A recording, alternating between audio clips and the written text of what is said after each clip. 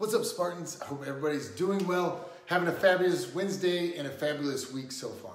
So on Monday, we talked about the perfection mentality, where we feel like everything has to be perfect, or we have to be perfect as we pursue some goals. That topic came up again today on a couple of coaching calls, and it's important to remember that you don't have to have that perfection mentality. So when we do start to make changes, whether it be in our health and fitness life, or our professional life, or our relationship life, what are the things that we should focus on? One of the things that my coaches and a lot of football coaches across the country will always talk about is you have to block and tackle. The biggest thing that you have to do when you go into a football game is you have to be able to block, and then you have to be able to tackle on defense. And what those are in football is the basics. And when it comes to your health and fitness journey, whether it comes to progressing in your professional life or in a relationship, I think that the basics are what you should focus on. And you should focus on getting real good at the basics, the core principles, the core movements, the core philosophies. What basics? Once you become real good at those basics, you're gonna get the outcomes that you want, right? We always talk about being process driven. So when we think about our professional lives, what are the basics? Get up, get to work on time, do a little bit extra. Maybe I'm thinking about, from my standpoint, is make an extra contact with somebody, reach out to another prospect, make another video, find some additional content, learn something new. Really focus on those very basics, delivering a good product, doing the things that you have to do on a daily basis. When it comes to your health and fitness, what are your basics that you need to focus on? And in tonight's call, we're going to talk about 3 areas, or the first 3 steps in each one of the 3 pillars. Okay, so the 3 basics under each one. And this could apply to somebody just coming into the program, or as we move and progress throughout the program, you should be reevaluating your goals and your progress and how well you're doing about every 12 weeks. So let's take a look at mindset. I think the first thing in mindset is having a vision, setting goals, and knowing where you want to get to. I was talking to a client today, and he's going through a situation about taking a new job, not taking a new job. And was letting him talk, kind of vent it out. And I said to him, I go, what was your main goal when you came to me as far as your professional goal? What was the main thing that you wanted to accomplish? And he said he wanted more time. But when he was talking about whether to take a job, whether not to take the job, a lot of it had to do with dollars and cents. So when I reminded him, I was like, come back to that vision. Come back to that goal that you had originally. Another client I was talking to today, she had mentioned that she didn't think she dreamed at all. She didn't have any dreams of the future or any dreams of her retirement. And she's not the only one, right? Oftentimes as we get to adults, daydreaming, I don't have time for that. Or Angie will be, I'm just a realist. I just want to be a realist, which is great. And that is completely understandable. You have to be able to mitigate risk. But what you have to do is you have to be able to dream, and you have to be able to picture what those changes are and where you want to get to in your life, whether it be health and fitness, relationships, or professionals. But you have to have that ability to see that vision. Now, that's an easy one to relate to that person that's just coming into health and fitness, right? You have goals. You have somewhere that you want to accomplish, whether it's body fat, feeling better, feeling stronger, whatever the case may be. But when we're reevaluating, when we've made our first goals, or maybe we haven't quite made it yet, then we're at that 12-week mark. Are we going to say that we're a failure, or are we going to keep modifying our dreams and keep modifying our vision? I just think that in this basic, it is important to always have a vision and to always be dreaming. Not that it's going to turn out ideally, right? Not that every dream that you put out there and everything that you put into the universe is going to come back to you exactly like you wanted. But more often than not, the things that you focus on, even your thoughts, even those daydreams, if you can focus and make them real enough, you'll find that you get a hell of a lot closer than you may think. So I think the first basic under the mindset is being able to dream and envision what your future looks like. Number 2 is, how do we get there? We get there by setting those daily objectives. What are the things that a professional athlete will do? I was talking with a client just a bit ago. He has dreams of being an Olympian. And we were talking about his inability or unwillingness to track his food. And I asked him, what is your vision? What are your dreams? And he said, unequivocally, I want to be an Olympian. I said, do you understand the importance of knowing the fuel that's coming into your body? Yes, I do. Are you tracking it on a daily basis? No. Is that dream more or less likely to come about if you're not achieving your daily objectives? He said it's less likely to come about. Then we talked about his workouts. He's getting his workouts in and he's getting stronger every day. Now I said, you're accomplishing these daily objectives, so do you think that they are getting you closer to your goal or keeping you further away? He said that they're getting me closer too. Those are just a single day worth of tracking. But that a daily objective and hitting that daily objective could lead this young man to achieving his dreams and his goals. Even if it doesn't, the ability to focus on those small details, to focus on the very fine details that could get him to where he wants to go, are going to pay off for him in every other aspect of his life. In his first job, he's going to learn to pay attention to the details. The knowing that if he pays attention to those details, he's going to be able to achieve and get a lot closer to his dreams. And it's the same for us, right? We have goals, we have dreams, whether it be professionally, whether it be our health and fitness, but we have to make sure that we're focusing on our daily objectives. Too oftentimes we focus on how far or how close we're coming to those goals. But if we focus on those daily objectives, which can roll right into scheduling so that we make sure that we're hitting those daily objectives, that also will require a little bit of experimenting. Sometimes we'll set a schedule and it won't work out for us. Sometimes we'll set a meal plan and it won't work out for us. But what we do when we set those schedules and we set those meal plans is we have the data to reflect on why didn't this work and what can we do differently in our next plan or our next schedule so that it gets closer. It's all a big experiment. There's no set path to you in getting to your dreams. But setting and achieving those daily objectives will not only get you closer in progress, but they're also going to build a ton of confidence. It's also going to help reduce a lot of the distractions around you, because if you set that schedule and you're a person that really is a person of their word, they're going to follow that schedule. Now, it's not that dramatic that you're a liar or you're some bad person if you don't follow your schedule. That comes the experiment. Sometimes the experiment goes wrong and we have to rethink it and do it over again. Last one is like the first two. Focus on your inputs. Focus on what you can control. And then have faith. We talk a lot about spirituality and a lot about there being a higher power around us. I think that it's important to think of us as small specks because it doesn't allow our ego to grow too much. It helps keep us humble. But in honesty, I'm a Christian and believe that there's somebody else that is in control of our situation. Now, we can put our best inputs that we can forward, and we can be as faithful as we want and still not get our goals. But we have to realize and take a step back and look from a positive mindset. This will help out having faith that even if bad things happen to us, that there's a lesson that we can learn. And that's where that mindset comes in of faith. The faith to continue to step forward, to continue to step out there in fear and to try to become a new person, but also the knowledge that if it doesn't turn out the way that you want, you're still right where you need to be, having that faith.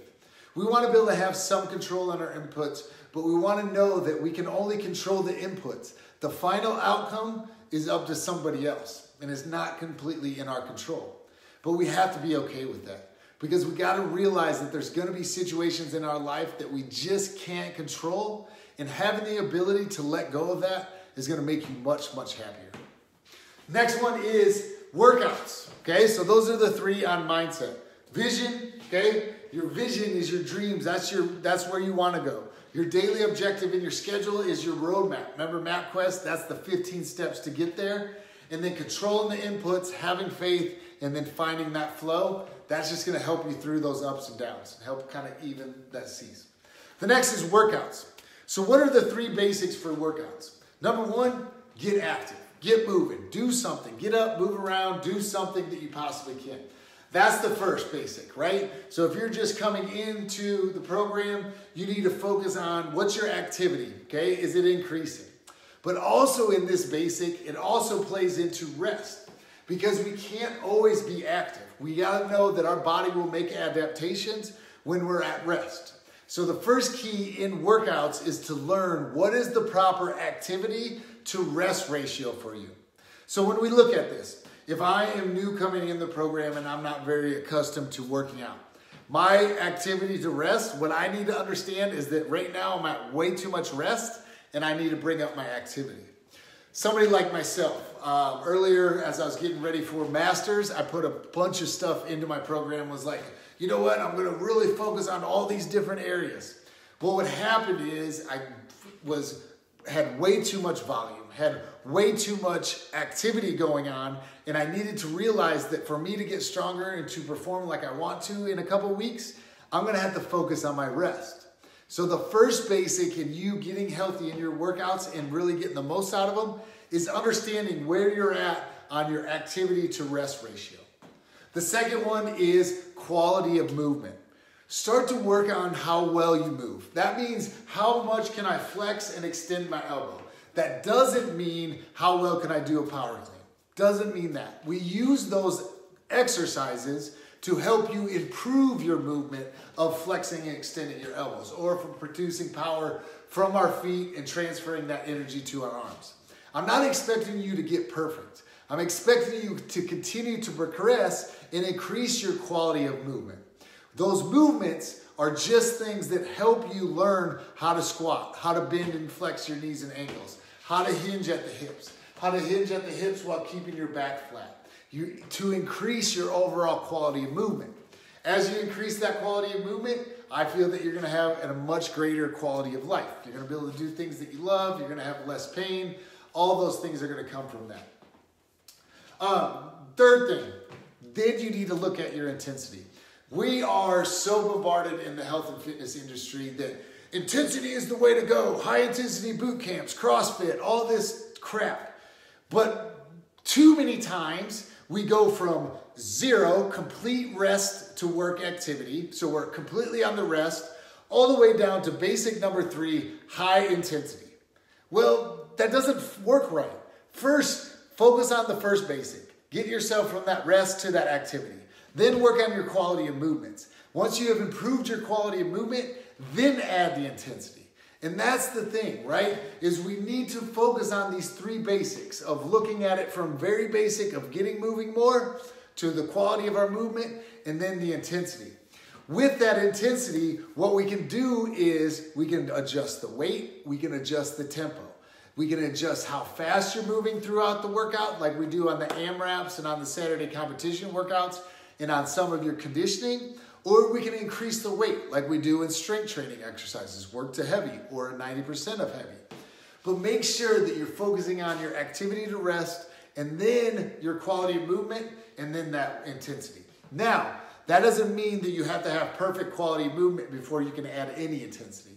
It just means that those two have to have a proper relationship, okay? So if you're gonna increase the intensity, but your quality of movement's a little bit low, you better make sure that that increased intensity is not at something that puts you at a negative quality of movement, if that makes sense.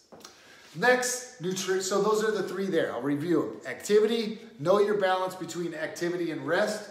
Quality of movement, improve your movements, flexion, extension of the elbows, hips, joints, all those types of things. That's how well your body moves, not how well you can perform an exercise. And then finally, focus on that intensity. If you need more weight or more tempo. Now, intensity has to be a flow, right? Once you get to high intensity, you can't just go high intensity for the rest of your life. You have to come back down and you have to have that up and down as you move along. So, nutrition, okay? What are the 3 basics of nutrition? Basic number 1 is awareness. And what I mean by awareness is knowing what you're eating currently, knowing where it could be bad, knowing what macronutrients, carbs, fats, and proteins that you are eating enough of, ones are you not eating enough of, which ones are you eating too much of. But basically the awareness of knowing what is the differences between carbs, fats, and proteins. If you guys are not quite on week 4, you'll see that in week 4, 3 or 4 of your curriculum. For those of you that have already been through the program or through your first 12 weeks, go to the beginning and look at week 4 and take a look at what are carbs, fats, and proteins and how do we get them. So the first thing is awareness. The next thing that is very important, I've talked to you guys about this a lot, is the awareness of what processed foods are and why they can have a negative impact on our body and on our digestion, and when is it appropriate to use those, when we don't have any other options, right? But having that awareness and knowing how we're currently eating and where carbs, fats, and proteins come from. I also think that it is awareness that you're gonna have to track, right? You're gonna have to track that food so that it is black and white for you, so that you know exactly, oh, I think I eat pretty well. And then we go through it and we're like, well, it's not quite as well as you think, and this is why. But if you don't keep track of it, we'll have a tendency to block out all the things that we screw up on and just remember, oh yeah, I think it was pretty good. So having awareness. Number two, I think it's more important to think about quality of food rather than quantity. Now, this could be debatable in a lot of different aspects, but my theory on why I think quality is better is I very rarely see somebody that is eating quality food, meaning plant-based, having a lot of vegetables and proteins in it. Plant-based does not mean no animal proteins. It just means that we're getting a lot of vegetables and a lot of greens and a lot of non-animal proteins, but non-processed food as well. What I've found is people that change their quality and really have that high quality food, they very rarely overeat. It's just harder for them. There's more fiber, there's more micronutrients in the food. It's just more fulfilling than all the processed crap. There's a lot of science out there. I'm not going to get into all that, but those foods that are manufactured by man are made to make you more addicted to them. They're designed to have you craving them more. Even in the supplement industry, it's not completely a holy industry. You know, protein powder is no comparison to a real protein.